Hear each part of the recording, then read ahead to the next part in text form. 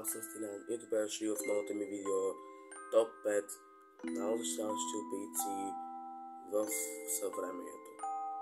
В тази класация ще видите едни от моите поне най-интересни убийци. Няма да включвам най-известните като Джон Уейн Гейси и други убийци, които едва ли ще знаете, а би трябвало да се знаят.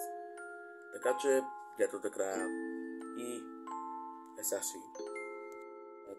Харол Шипман, известен още като Доктор Смърт. Смята се, че е убил над 218 пациента, обаче това не са официални документи, така че се смята, че може да е убил над 250. Правил го е от 82 до 98 от миналия век. Работил е на пълен работен ден и от два различни кабинета и убивал през цялото време.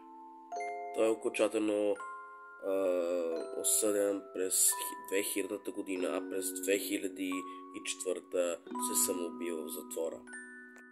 Дамър да убива през 1978 година, само на 18 годишна възраст.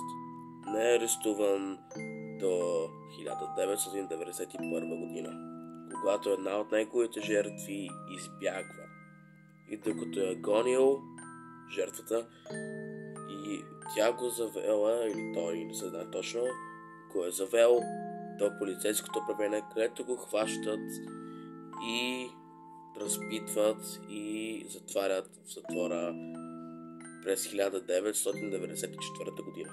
Убил е общо 17 души, от които почти всички са били цветнокожи. Той лежал в затвора два пъти, от които единия избягал, а от другия починал през 1994 година, когато също си бил затворен вече с смъртна присъда.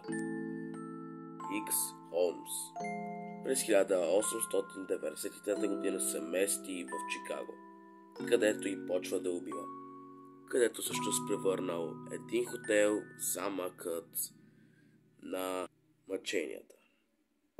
Той обгазявал клиентите, което ги замайвал и след това ги очаквал най-лошото. Озвавали се на оперативна маста за операции, убивал ги, след което след което изгаря от телата и продължение на 3 години убил над 30 човека. През 96-та през 96-та и обесват Педро Лопес, един от най-ужасяващите и най-масовите серийни убийци в историята. Той е свързан с над 300 убити в Колумбия, Еквадор и Перу. Най-малко една трета от жертвите му са жени. След ареста му през 1980 година, след разпит разбират, че повече от 50 души, които убил, всъщност са били убити още през неговите преди тинейджърски години.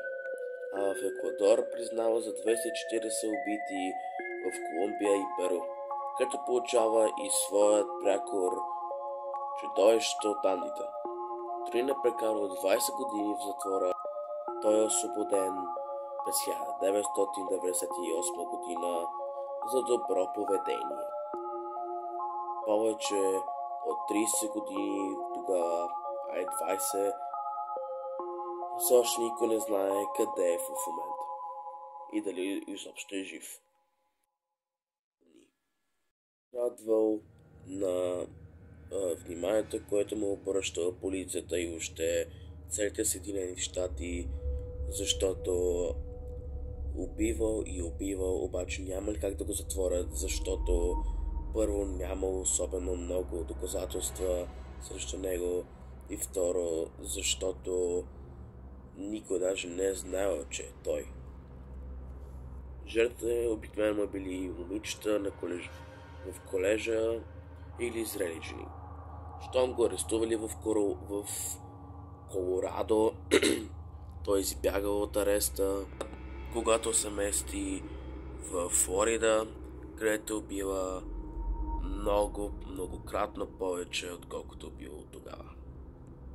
Но в крайна сметка го хващат и той се радва на това, защото целите щати били луди по него и знали всички за него.